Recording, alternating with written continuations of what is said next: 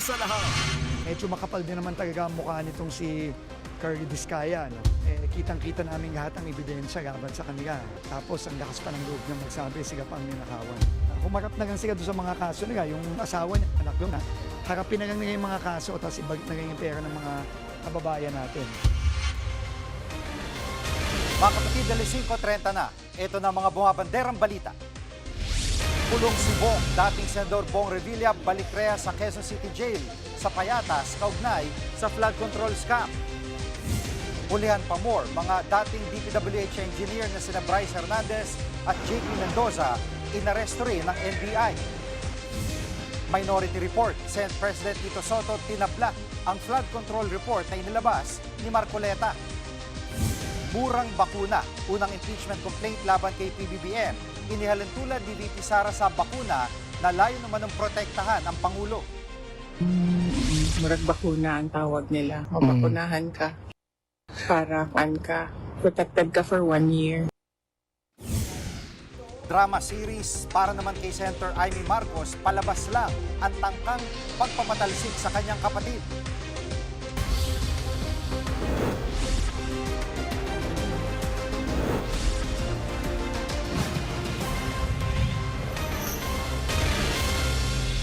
Balik kulungan si dating Senador Bong Revilla ngayon naman dahil sa pagkakadawit niya sa flood control scam. Live mula sa Quezon City, nangunguna sa balita si Gio Robles. Gio, saan ba nakakulong itong si Senator Bong Rev? Jiggy, nakakulong na sa New Quezon City Jail dito sa Payatas ang dating Senador Bong Revilla. Yan ay matapos siyang sumuko kagabi matapos nga maglabas ng Sandigan Bayan ng arrest warrant laban sa kanya at 6 na kapwa akusado. Mag-aalas 10 kagabi pumunta sa PNP CIDG sa headquarters sa Camp Crame ang dating senador para kusang sumuko. Kasama niya ang may bahay na si Cavite Representative Lani Mercado at kanyang mga anak. Kasama niya din doon sina Jolo at Brian Revilla. Bago sumuko kagabi ay nag-Facebook Live pa ang dating senador. Dito ay dismayado raw siya sa kawalan umano ng due process. Pakinggan natin ang bahagi ng pahayag na yan ni Revilla. Nakakalungkot po, parang wala yatang due process. Pero ganun pa man, haharapin ko to ng walang takot. At alam kong hindi ako papabayaan ng Diyos dahil wala po akong kasalanan dito. Jiggy, matapos magpalipas ng gabi sa PNP CIDG si Revilla, ay dinala naman siya sa Sandigan Bayan kaninang umaga para sa return of warrant. Nahaharap si Revilla at 6 na iba pang co-accused sa malversation at graft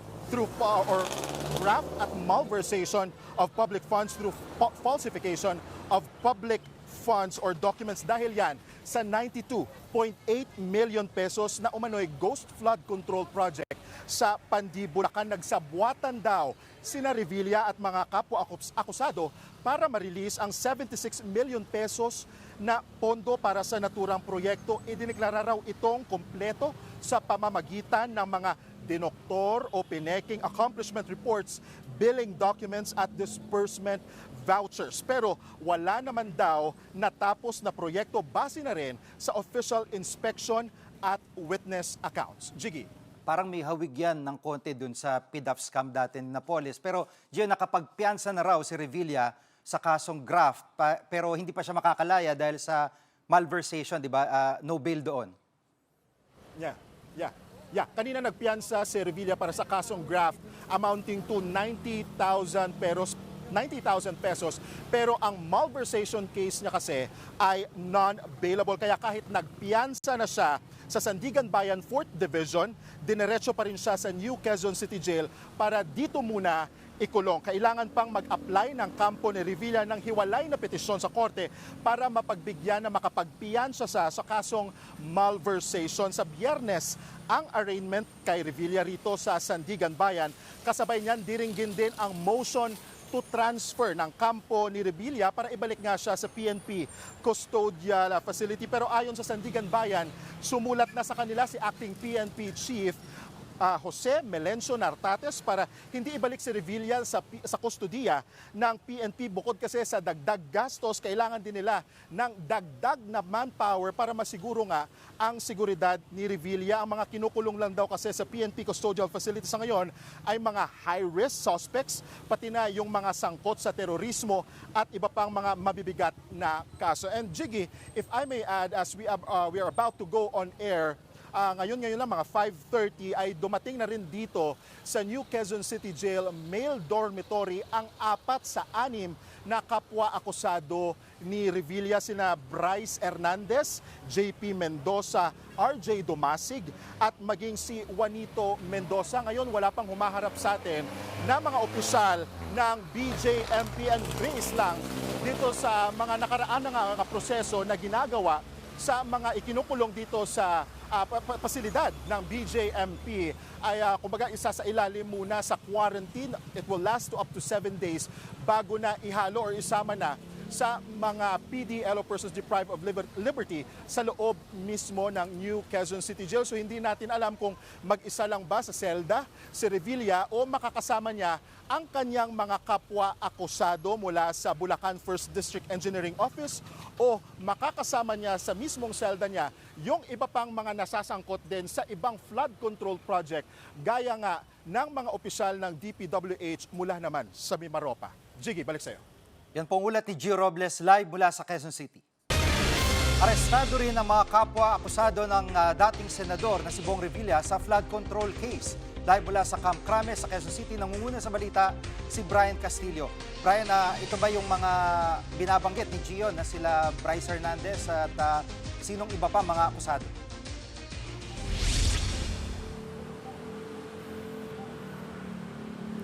Jiggy, pinag-utos nga ng Sandigan Bayan na ilipat sa New Quezon City Jail itong mga akusadong dating tauhan ng DPWH sa Bulacan 1st District na mga kapwa-akusado ni dating Senador Bong Revilla. Kabilang dyan itong sina Bryce Hernandez at JP Mendoza, RJ Dumasig at Juanito Mendoza.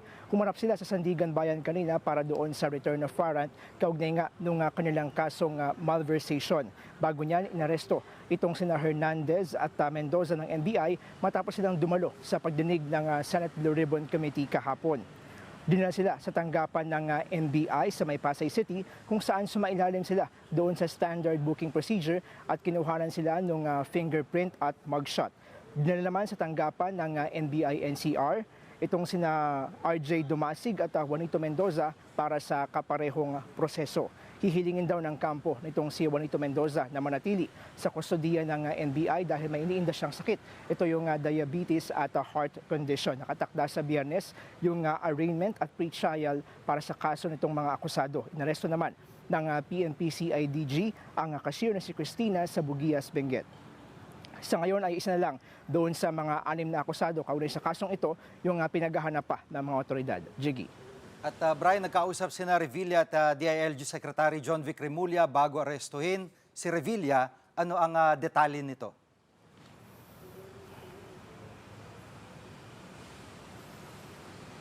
Jiggy, mismong itong dating Senador Bong Revilla nga yung tumawag daw kay DILG Secretary John Vic Remulla para ipahayag yung kahandaan nitong sumuko sa mga otoridad. Matagal nang magkaibigan itong sina Remulla at Revilla dahil as we all know, parehong Caviteño itong dalawang opisyal na ito.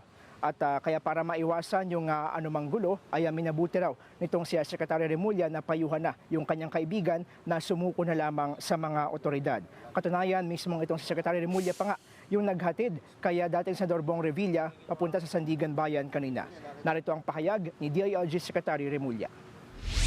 We've been lifelong friends ever since the 1980s. Matagal na kami magkaibigan. But duty calls, there are no exceptions to the rule. Ang best ko na magawa is advise him to surrender peacefully.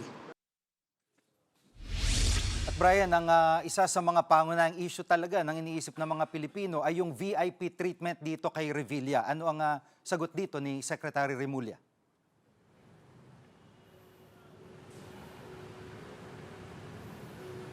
Jiggy, tiniyak nitong si DILG Secretary Remulla na walang magiging special treatment para sa kanyang kaibigan. In fact, tinawag niya pa nga itong lifelong friend. Pero ang ipinangako lang daw ni Remulla kay Revilla ay ang kaligtasan nito sa loob ng piitan. Ang kagabi, nung sumuko nga si Revilla ay kinuhanan siya ng fingerprints at ng mugshots ng PNP CIDG, pero hindi tulad nung mga ordinaryong aresto ay walang ibinigay na anumang litrato ang PNP sa media. Sa kabila nito, nanindigan pa rin naman ang PNP CIDG na pareho lang yung kanilang pagtrato kay Revilla at sa iba pang mga preso. Narito ang pahayag ng PNP CIDG. Just like any other prisoner or detention prisoner, he was treated the same. At alam naman po ni Senator Bong na we have observed the police operational procedure when it comes to dealing with ano po.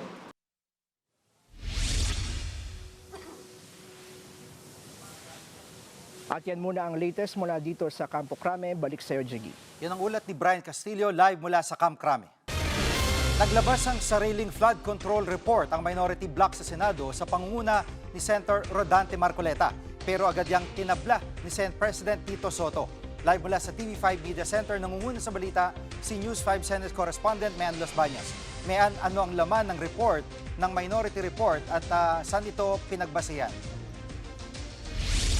Jiggy, 576 pages nga itong minority report o yung report na inilabas ng Senate Minority Bloc kaugnay pa rin sa mga investigasyong ginawa ng Senate Ribbon Committee sa maanumalyang flood control projects. Ano ba ang laman yan? Laman yan, kabilang sa laman yan, yung mga personalidad, private citizens man yan, mga government officials, politiko na nadidiin sa flood control scandal. Pinagbasehan yan, Jiggy, unang 3 hearings ng Blue Ribbon kung saan ang chairman ay si Senator Rodante Marcoleta. And then yung next 3 hearings kung saan ang chairman na ay si Senator Ping Lacson. Kabilang sa mga nabanggit na nadidiin sa mga nangyaring flood control hearings nga sa Senado ay si dating House Speaker Martin Romualdez. Una, dahil iniugnay siya ng mag-asawang kontratista na sila Sara at Curly Descaya. Ayon daw kasi sa kanilang transaksyon sa ilang mga kongresista na ituturo si Romualdez na umano ay kabilang sa mga nangikback doon sa mga flood control projects niyan. Itinuro din siya ng isa pang witness na si Orly Goteza na di umano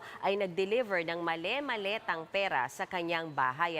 At nakasaad din sa report, Jiggy, na bilang dating speaker ng Kamara, hindi basta-bastang pwedeng maabsuelto si Romualdez sa mga pangyayari. Either complicit siya o may kinalaman siya sa paungurakot ng ilang kongresista o negligent siya o pabaya. At sa parehas na kaso, siya ay may pananagutan o may liability. Narito ang bahagi ng pahayag ni Senator Rodante Marcoleta. Pakinggan natin, Jiggy.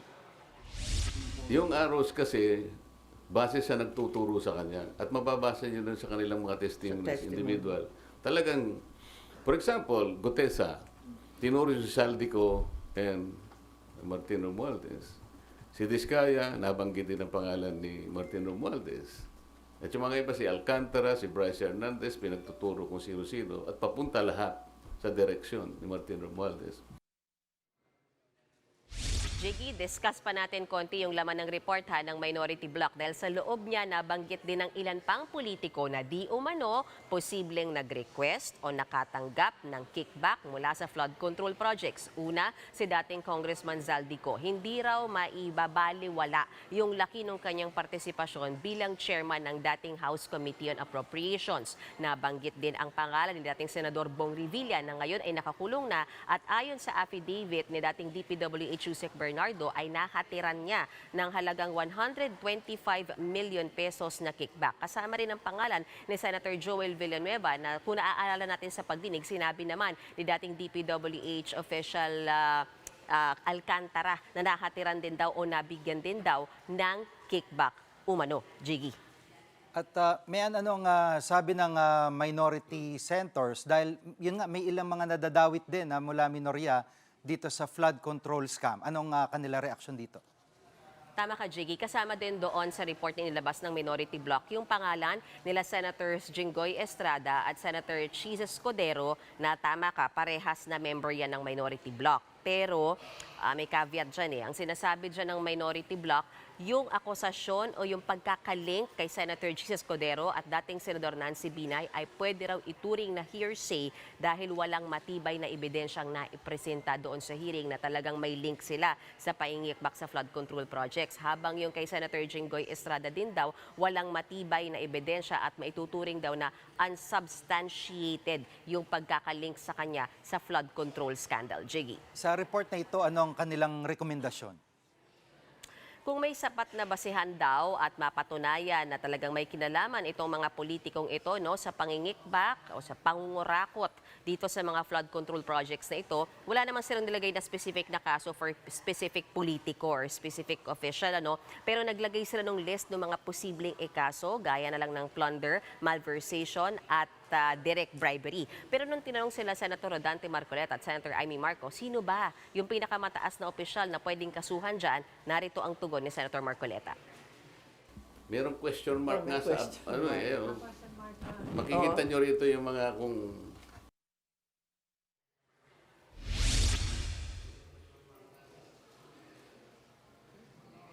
Jiggy? Sa panig ni Senator Soto ay tinabla agad niya itong report na ito ng minority. Bakit niya ginawa yun? Tama ka, medyo parang uminit ang ulo ni Senate President Tito Soto dyan. Una, wala siyang nabasa na sinasabing minority report. Pangalawa, sabi niya mali yung term na minority report. Sabi niya walang mag-e-exist na minority report hanggat hindi nakakapaglabas ng main report yung main committee ng Blue Ribbon. Kasi yung nangyari dito, Jiggy, naunang naglabas ng report yung minorya kesa doon sa mismong Blue Ribbon na report ni Senator Ping Lacson. Ano? At ang sinasabi rin, technicality, sabi ni Senate President Soto, hindi dapat sa opisina niya isinusumite yung mga ganyang report kung hindi sa bills and indexes. So bakit, sabi niya, ang tagal nyo ng senador, bakit hindi nyo pa alam ito? Higit sa lahat, ang sabi ni Senate President Soto ay walang bisa yung report na yan at piece of paper. Narito ang bahagi ng pahayag ni Senate President Tito Soto. Wala. Pang media. Kasi pinuli, even a majority report, unless tinake up sa plenary, ay wala yan. It's simply a piece of paper. At yan muna ang latest mula sa Senado. Balik sa iyo, Jiggy. Yan pong ulat ni Men Los Baños live mula sa TV5 Media Center. Susunod, impeachment complaint laban kay Pangulong Bongbong Marcos parang bakuna lang ayon kay VP Sara. At impeachment complaint laban kay PBBM din, hindi bumenta sa ilang kongresista. Diyan lang kayo mga kapatid, dapat una sa lahat.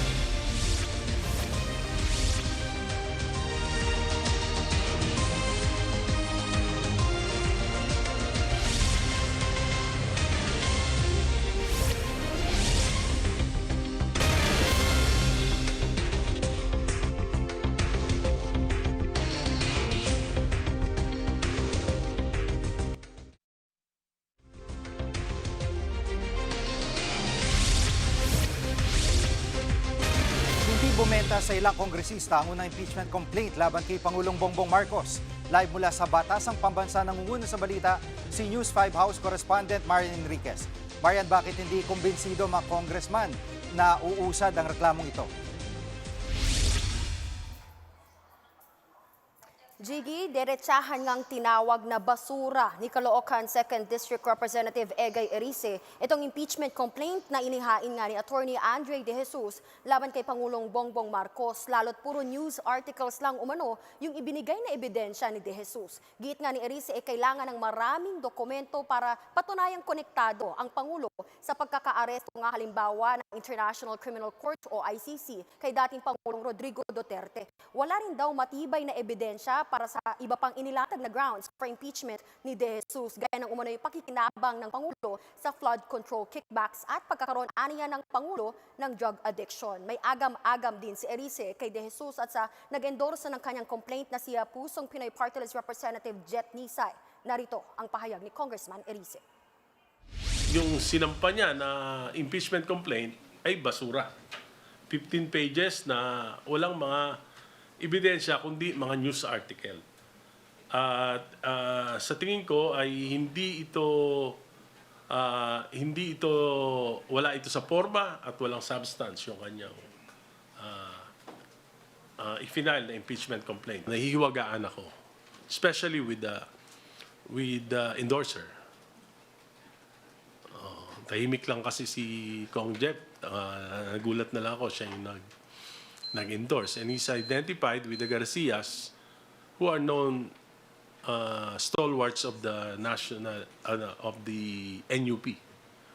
At yung NUP mismo, sinabi nila na hindi sila papayag sa mga impeachment laban sa Pangulo. Jiggy, para naman kay House Assistant Majority Leader at Lanao del Sur Representative Zia Alonto Adyong, mahina ang reklamo at malabo pa itong umusad sa plenaryo. Mabigat na usapin daw itong impeachment kaya hindi ito ituturing ng Kamara bilang isang press statement o partisan maneuver. Hinihingi daw sila ng substance o laman at itong ang kasong ito pansin nila wala raw nito. Jiggy. At Marian, anong sagot dito ng complainant na si Attorney De Jesus dito sa reaksyon nila Congressman Erice? Jiggy, para nga kay Attorney De Jesus nag-iingay lang itong si Congressman Erice pero hindi raw siya nababahala sa mga sinasabi nito. Mariin din niyang itinanggi na inihain nga niya itong reklamo para i-trigger yung 1-year bar rule. Narito ang kanyang pahayag. I specifically, expressly, categorically, and absolutely deny that this is motivated just for the purpose of triggering a ban. But these are valid, legitimate grounds that have been raised on so many occasions, not just by mainstream politicians, but also by the people at large. But nothing has been done about these particular issues. At may update din ba sa hiwalay na impeachment ng Makabayan Bloc?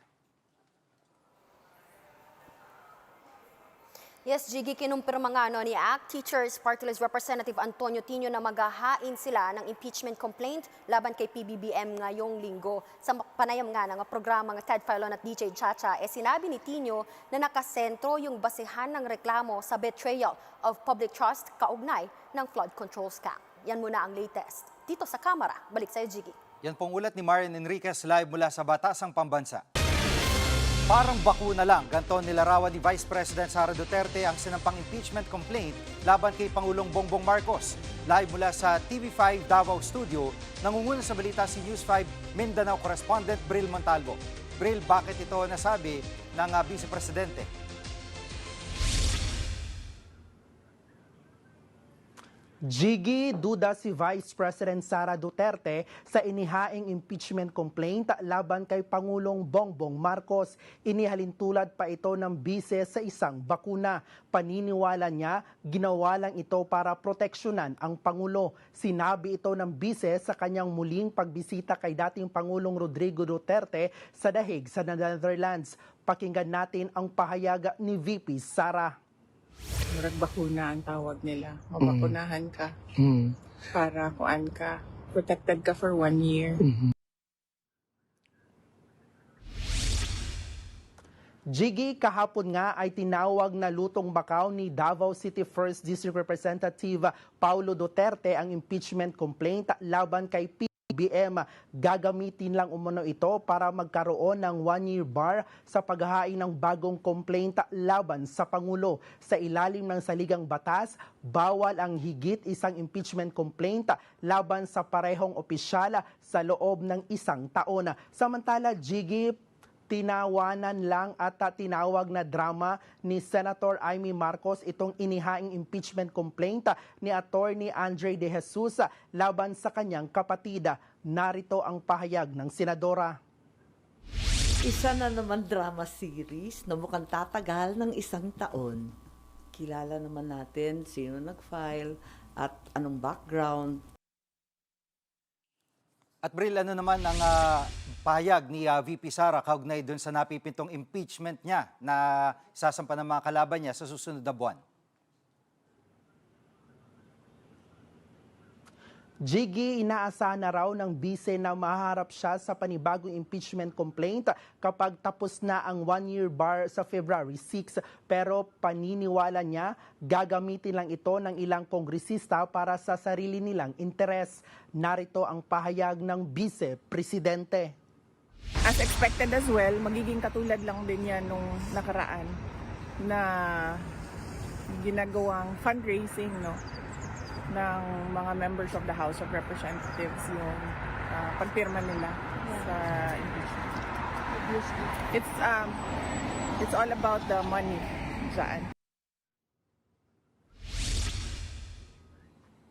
Yan muna ang latest. Balik sa'yo, Jiggy. Yan ang ulat ni Bril Montalvo live mula sa TV5 Davao Studio. Tinanggi naman ng Malacanang na scripted o palabas lang ang pagsasampa ng impeachment complaint laban kay Pangulong Bongbong Marcos. Live mula sa TV5 Media Center, nangunguna sa balita si News 5 Palace Correspondent Maricela Lili. Maricela, ano reaksyon ng palasyo sa mga nagdududa sa impeachment complaint na ito? Oo, Jiggy, alam natin na iba't iba yung mga naging reaksyon dito sa pagsasampa ng unang impeachment complaint laban kay Pangulong Bongbong Marcos. Simulan natin doon sa sinabi ng presidential sister na si Senadora Amy Marcos kung saan drama series lamang daw ito natatagal ng 1 taon. Alam mo, naglabas ng pahayag si Palace Press Officer Undersecretary Claire Castro tungkol dyan ngayong hapon at ang sabi niya, ayaw niya magbigay ng komento sa isang pahayag na walang basihan, hula lamang at galing sa isang taong malinaw naman na merong kinikilingan. Matatandaan natin na kahapon nagbigay din ng pahayag itong si Congressman Pulong Duterte kung saan sinabi niya na mukhang scripted distraction lamang itong impeachment case na ito laban sa Pangulo. Ang sabi dyan ni Yuse Castro, hindi eksperto ang Pangulo at ang administrasyon pagdating sa paggawa ng mga intriga. Pero malinaw na hindi raw totoo yung pag-question nila doon sa relasyon ng abogadong nag-file ng impeachment at kay First Lady Liza Araneta Marcos. Matatandaan kasi natin na lumabas din yung issue na ginawang representative ni First Lady etong si abogado na nag-file ng impeachment complaint doon naman sa disbarment case laban kay Attorney Glenn Chong. Ang sabi ni Yuse Castro, wala yang katotohanan. Pakinggan natin yung bahagi ng pahayag ni Yuse Castro. Gusto natin ipabatid na ang Pangulo po at ang administrasyon na ito ay hindi po eksperto sa paggawa ng intriga at hindi eksperto sa pagplanta ng ebidensya. Kung yun po ang kanilang nailagay na grounds for the impeachment ng ating Pangulo, malamang ay wala silang makitang ibang dahilan para ma-impeach ang Pangulo. At Maricel, dati nang sinabi ng palasyo na hindi makikialam ito sa proseso ng impeachment. Pero si Congressman Sandro Marcos ay nasa Kongreso. So papaano ang magiging setup niyan? Tama ka, Jiggy. Kanina, muling iginiit ng Malacanang na hindi sila mag-i-intervene dito sa impeachment process. Malinaw din naman daw yung sinabi ni Pangulong Bongbong Marcos kay House Majority Leader Sandro Marcos na gawin niya lamang yung kanyang mandato. Bilang bahagi o bilang miyembro ng House of Representatives, it doesn't matter kahit daw ang impeachment case ay sinampa laban sa sarili niyang ama na si Pangulong Bongbong Marcos. Ngayong hapon, nagsalita ring muli si Yuse Castro at sinabi niya na mismo ang Pangulo ang nagparating sa kanya na hindi siya nababahala dito sa impeachment case na isinampa sa kanya. Ang tingin daw kasi ng Pangulo, wala namang sapat na basihan itong mga inilatag na grounds para mapatalsik siya sa pwesto. Basta dire-diretso lamang daw ang kanyang pagtatrabaho. Jiggy? Yung pag-aresto kay Bong Revilla, anong reaksyon ng Malacanang? Galing din daw mismo, Jiggy, kay Pangulong Bongbong Marcos na nalungkot siya nung maaresto at sumuko itong si Senador Bong Revilla. Sabi ni Yuse Claire Castro na kasama rin daw kasi niya itong si dating Senador Revilla. Kaya ganun ang naramdaman ng Pangulo. Aminado rin siya na nung unang beses na malaman ni PBBM na involved allegedly itong si dating Senador Revilla dito sa issues ng anomaly, nagulat din siya dahil nga dati itong kaalyado. Pero patunay daw ito na no sacred cows pagdating sa investigasyon tungkol sa korupsyon sa ating bansa at lahat naman daw ay didiretso at dadaan pa rin daw sa due process. Narito ang bahagi ng pahayag ni Yuse Castro. Sabi niya malungkot siya dahil nakasama niya ito sa alyansa at kaibigan niya si Senator Bong Revilla. Pero ganun pa man, proseso pa rin naman na naig. So yun na lang po. Kailangan po pagdaanan ito dahil may proseso. Still sinabi po niya na malungkot po siya sa nangyari. Yan muna ang latest sa Malacanang. Balik sa iyo, Jiggy. Yan po ulat ni Maricela Lili live mula sa TV5 Media Center. Susunod, contractor na si Curly Discaya makapalamukha ayon kay Secretary Dizon. Huwag kayong bibitiw, dapat una sa lahat.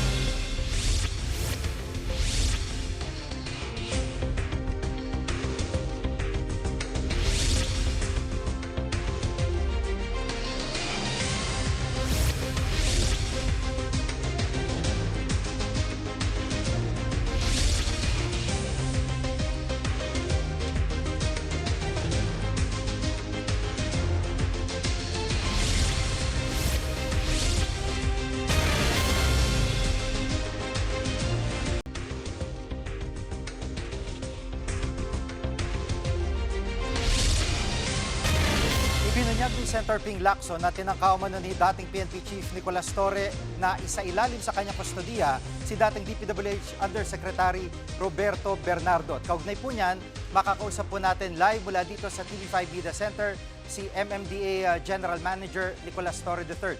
Sir, magandang hapon po sa inyo. Magandang hapon, Sir Jiggy, at magandang hapon sa inyong mga tagapakinig at tagapanood. Una po sa lahat ay inalok po ba ninyo ng proteksyon si dating Yusek Bernardo?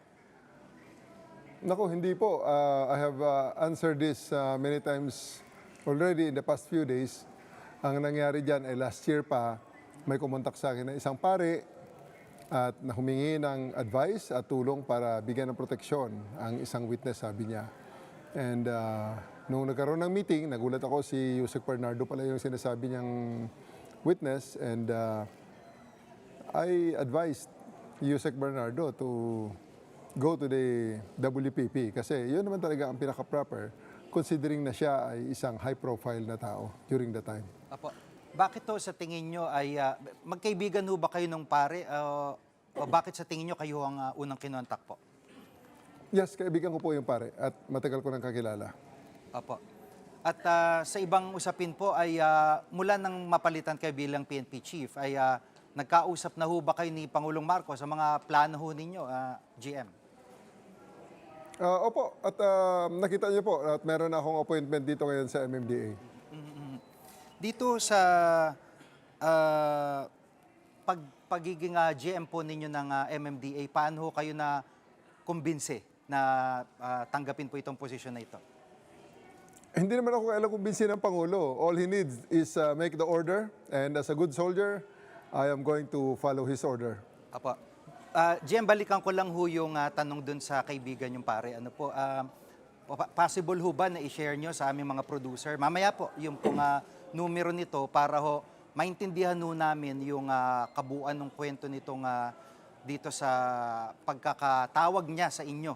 Kaugnay po ng custody ang sinasabi dito kaya o pagkonsulta niya dito kaya Yusek Bernardo. At ano pa hong pinayo nyo nung pong nung nagkausap po kayo ni Yusek Bernardo?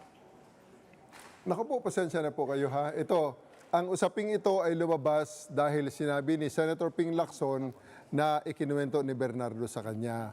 So I think the proper person na dapat niyong kausapin dyan, either si Senator Lacson or si Yusek Bernardo. Kasi I'm not in the liberty to divulge the name of my friend. Kasi wala naman siyang authorization sa akin na sabihin ang pangalan niya. But definitely, alam ni Yusek Bernardo kung sino siya. Ngayon, Yusek Bernardo, kung nagkwento siya kay Senator Ping can ask Yusek Bernardo, and they can, if Yusek Bernardo divulges the name of the priest to Senator Ping, then Senator Ping will know who he is. Pero sa akin po, pasensya na po kayo. Hindi ko lang talaga masabi. Irerespeto ho natin yan, GM. Sa usaping MMDA naman po ay itong EDSA Rehab, ano po ang update dito? Yung EDSA Rehab po actually is undertaken by the DPWH. Sila po talaga ang project lead dyan. Ang MMDA nag-a-assist lamang sa traffic at management ng mga flow ng mga sasakyan dyan sa kanilang mga areas kung saan sila nagtatrabaho. Kaya siguro hindi nyo napapansin na umuusad po ang EDSA Rehab at very effective. At nagagawa natin even before nag-start yan nung Christmas break, and before we started the project, nagkakaroon na ng mga may mga prediction no na Armageddon ang mangyayari at talagang malaking problema ang idudulot ng EDSA Rehab. Pero natapos ang first phase nang hindi naramdaman, and I would like to give credit, great kudos to Secretary Vince Dizon. Napakaganda ng kanilang sistema at ang MMDA ay nag-assist lamang sa implementation ng project na ito sa pamamagitan ng traffic assistance. Sa ngayon naman, napansin nyo rin siguro na bago na ang pavement, hindi nyo napapansin na bago na ang pavement ng EDSA Rehab in some parts. Dahil pagka-rehab nito, ang palagi nating ina-expect na pagbago ang asfalto, nagdidikit ang mga bato-bato sa ilalim ng ating mga sasakyan at dumidikit sa ating mga gulong. Pero this time, hindi nyo napapansin dahil the DPWH have, I think, used newer technology, the latest state-of-the-art technology, na after 4 hours, matigas na ang asfalto at pag dumaan ng mga sasakyan, wala kayong maramdaman na may mga natatanggal pa mga bato-bato. Apo. At GM, dun sa 5-minute response policy po na plano nyo dito sa MMDA ay kailan po ba ito talaga masisimulan o nagsimula na po ba ito? We are in the process of field testing yung ating mga responde. Ngayon, pina-fine-tune namin para pag ipinangako natin sa ating mga kababayan, talaga ma-deliver namin itong mga expect nila na serbisyo mula sa amin. So sa ngayon, ang mga tao natin ay binibrief natin, sinusubukan natin kung kakayanin natin na 5 minuto ang responde at 10 minutes maximum ang clearing ng highway. Apo. Panguli na lang po, GM, kung sakali alokin kayo ng administrasyon sa 2028 para tumakbo sa eleksyon, kayo ho ba ay sasama sa admin slate? Naku, wala po sa aking plano lahat ng yan dahil sa ngayon ay swamp tayo sa ating trabaho dito sa MMDA. And I would like pala, bago natin makalimutan, gusto ko lang i-flex. Ang MMDA ay pwede makontak ng ating mga kababayan sa pamamagitan ng pag-dial ng 02136 sa kanilang mga telepono. Metrobase 136, kailangan lang ang prefix na 02 para makahingi kayo ng traffic assistance kung kayo ay nabangga, kayo ay nabalahaw dyan, o kung ano man ang mga emergency na nangyari sa inyo dyan sa roadway, pwede kayo tumawag sa MMDA 136. Apo. Maraming salamat po sa inyong oras sa MMDA General Manager Nicolas Torre III. Salamat po. Huwag kayong bibitiw mga kapatid, dapat una sa lahat.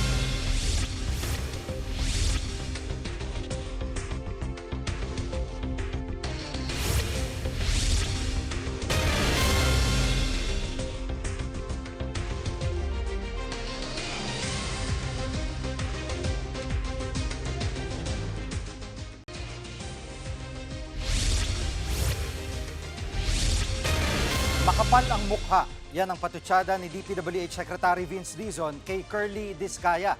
Yan ay matapos sabihin ng kontratista sa pagdinig ng Senate Blue Ribbon Committee kahapon na tila sila pa raw ang ninakawan.